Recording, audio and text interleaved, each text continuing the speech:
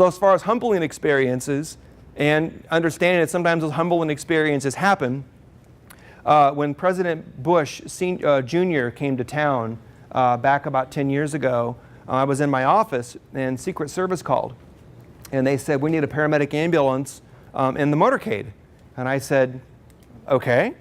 And why? And they said, well, since the president's landing at Williams Gateway and driving to Falcon Field, there needs to be a paramedic ambulance in the motorcade because it's more than 20 miles from the closest trauma center. So we have to have actually an ambulance that's in the motorcade behind the president. I'm like, okay. So we need a paramedic crew. And we need to, you can call us back, let you know who you'd like to select, and we need the social security numbers. So I said, well, would you like the social security numbers of the people now? And he said, well, you know who it's going to be? I said, yeah, I picked me.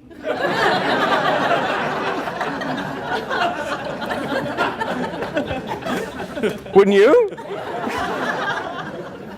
So I hear Matt. Matt works for me, and I hear Matt kind of in the hallway, and I yell, Matt, come here. Sorry, Jeff. I said, Matt, come here. And he comes in my office and said, what's your social security number? He looks at me like I'm smoking crack, which I wasn't, I promise. And he gave me a social security number. We wrote it down. And then the next comes this big meeting. There's this huge meeting in the East Valley with Secret Service and Mesa PD and MCSO and DPS and Phoenix PD and PD and everybody in the world. And the Secret Service guy stands there and he goes, I want to talk to you all about the rules of engagement. The Secret Service, we don't say freeze and then shoot. We shoot to kill. And about then it hit me. I'm the only one in that room who doesn't have a gun. Okay, I'm okay with this. So the big day comes, and I'm all excited. You know, you see my personality a little bit come out now. I'm all excited. We get there. So we pull into the gate, and this guy comes over in a suit, much better dressed than me, like Tomas. And he says, I need to see your drug box and your airway. And I said, okay. So I pulled out the drug box. He pulls out 2 drugs. He pulls out epinephrine and atropine. And he looks at the expiration dates, and then he puts them down. At the time, we carried 37 drugs, roughly.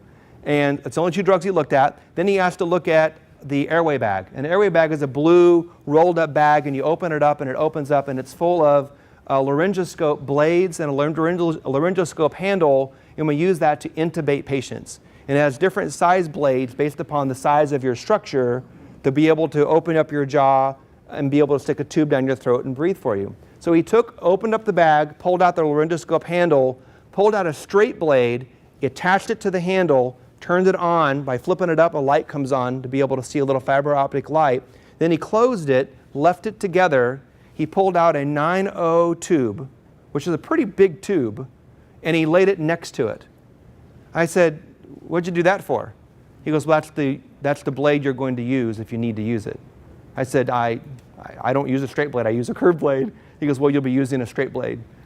Your sole purpose today is something were to happen to the President of the United States, that's the tube you're going to use, and that's the laryngoscope handle you're going to use.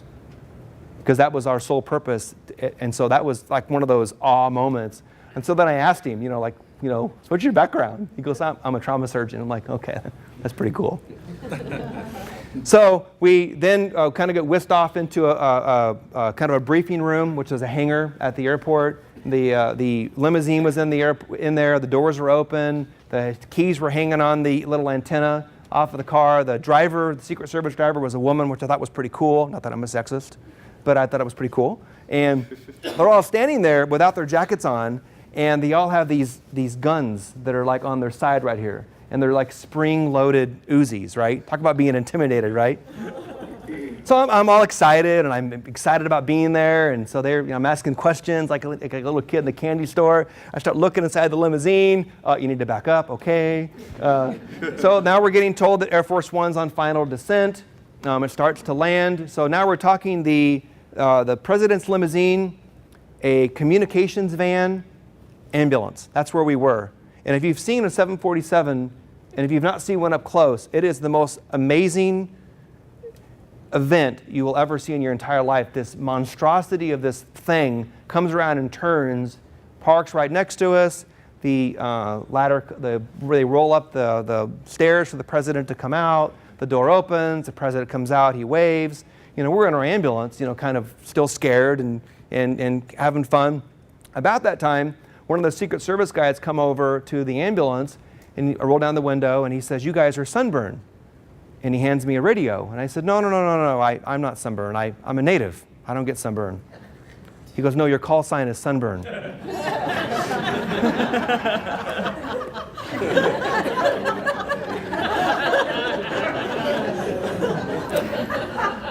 So I get in the ambulance, and he gives us this radio. My partner calls me a dumbass, and I fired him again for that third time that day. So the president starts to get in the limousine, and I did like anybody else would do at that point. I called my wife, right? "Stephanie, I'm behind the president." And I, all excited, and what we're doing is I gotta go. We're getting ready to leave. So I hang up the telephone, and so we take off down Power Road, 90 miles an hour down Power Road. That's fast down Power Road. 105 miles an hour on the US 60. This is before the 202 was there. So we were just cooking. And that was from Power Road to Greenfield. 105. I mean, they just gunned it. And I knew the ambulance was governed at 107. Not that I know that, but they are. My non-compete's expired, right?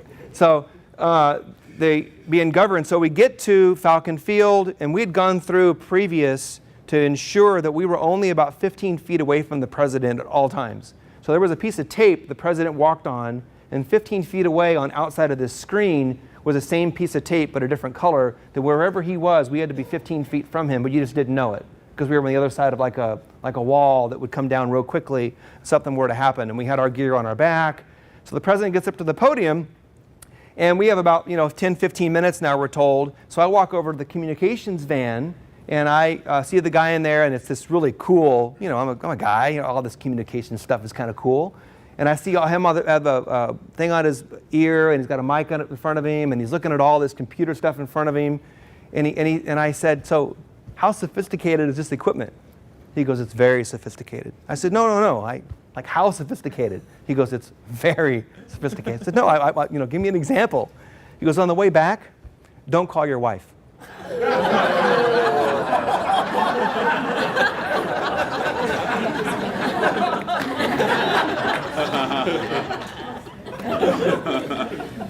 So I share that story because of the humbling experience.